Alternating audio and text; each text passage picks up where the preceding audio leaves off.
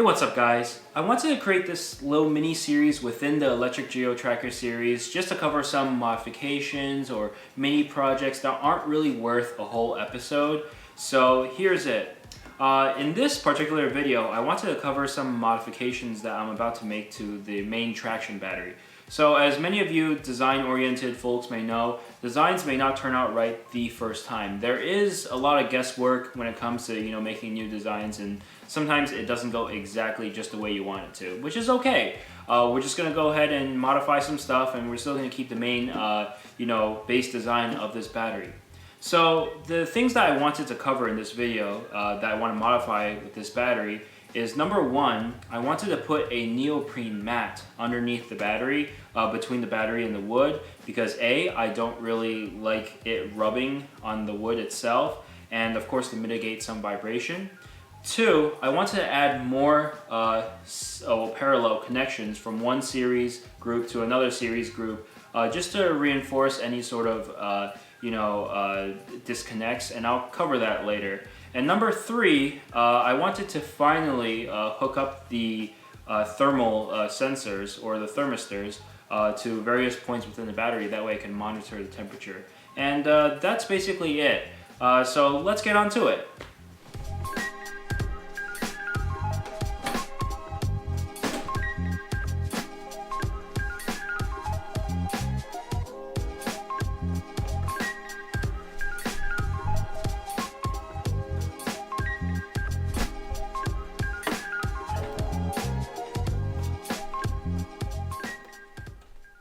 Alright, so the first step that we had to take in this battery modification procedure is to disassemble the outer case so that I can access the main cell core. Now, I did speed it up here, and also rest assured I did take the proper safety precautions. Now, while 100 volts here won't kill me, it definitely makes me sit down and think about what I've done if I do get shocked.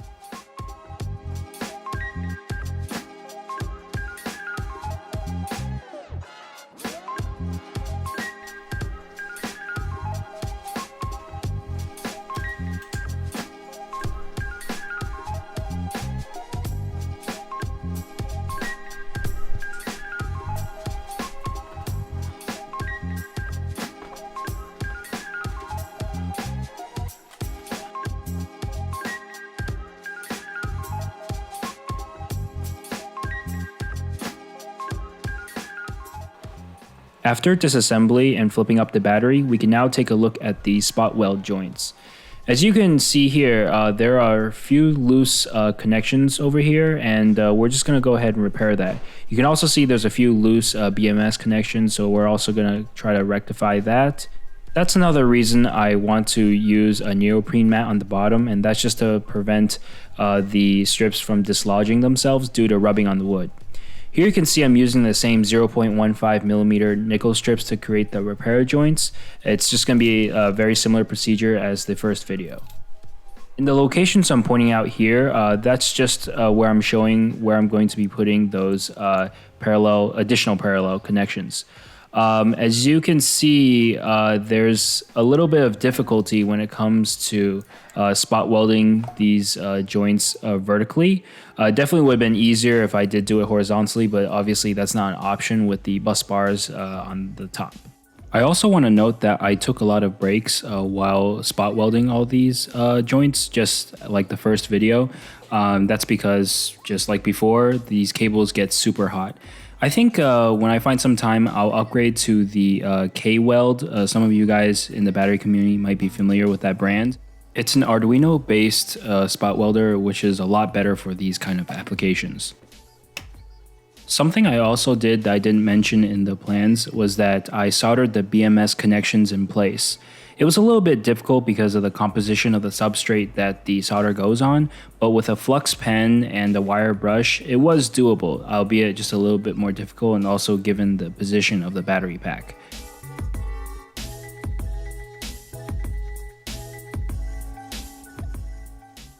Alright, with all the spot welds and soldering done, we can move on now to the neoprene mat.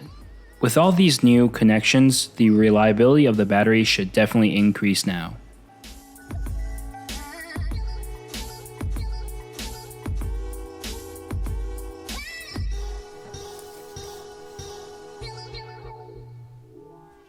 The neoprene mat I'm using is a water resistant, high temperature, and antimicrobial type.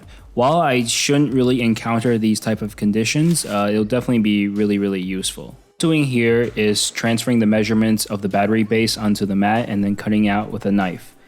Here you can see me mocking up the mat to the bottom of the battery. I just poked some holes into the bottom of the mat and secured it using some basic electrical zip ties.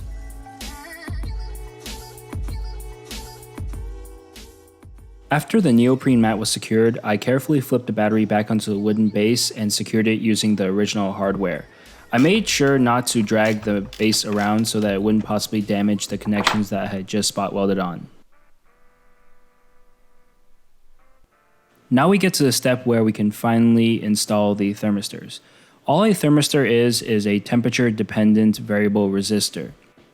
Here you can see me measure the resistance of the thermistor at room temperature, and you'll see after I connect it that the resistance is roughly 11.4 kilo ohms. However, when I hold it up to an open flame, you'll see that the resistance will drop. Then this resistance is measured by the BMS, which then converts it, since it's a known resistance value, to temperature. So as you can see here, it drops to almost 2 ohms. And then once I take it away from the flame, it'll go back up to its regular room temperature resistance. Here I'm just using some 30 gauge wire to wire up the individual 4 positive leads and then connecting the 4 individual grounds into one wire. This will then serve as the wiring harness for the thermistors, which then attach back to the BMS. You also might notice that I twisted the wires here, and that's just to reduce the effects of EMI or electromagnetic interference, and that will just help with the accuracy of the temperature measurements.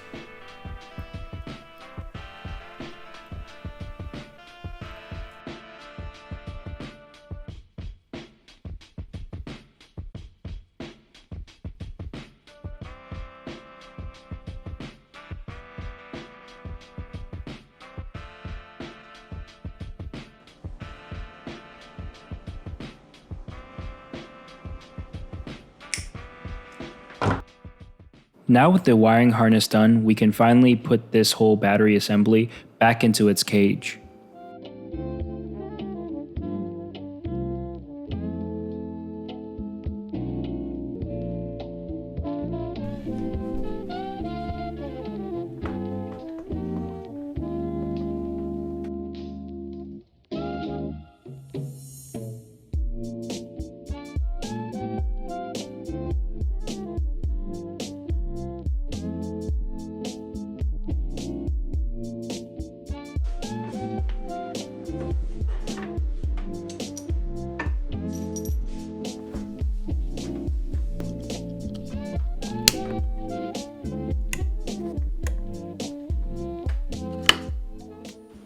Alright, she lives. But before we call this a wrap, we'll need to program in some parameters using the Bluetooth app that is paired to this BMS. Here you can see the screen of the BMS. I'm going to pair this in live time with the app so you can see how I use it.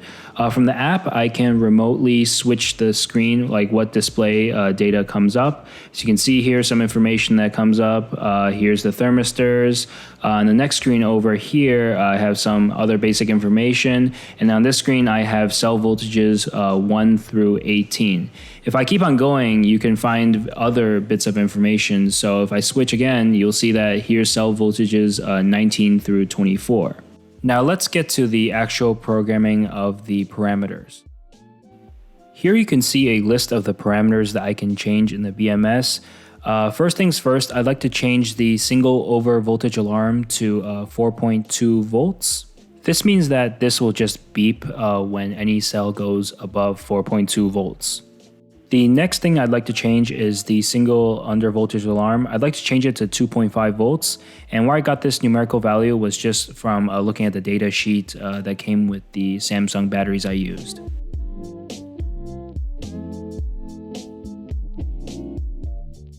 I'd also like to change the single under voltage protection to 2.5 volts to match the alarm. This will just have the BMS attempt to keep the battery voltages from getting that low.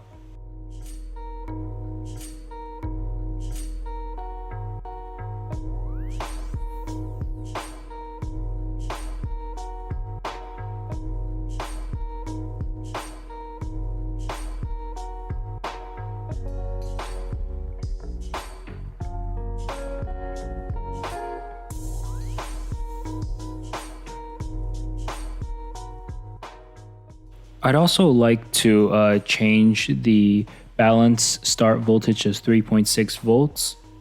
The other quantity you see right below the balance start voltage is the equilibrium monomer pressure difference. That just means that the BMS is going to try to balance the series groups until there's less than 0.01 volts difference between them. The other thing I'd like to change is the equilibrium current size, which is just the balance current. I want to change that to 180 milliamps just to reduce the load on the BMS itself.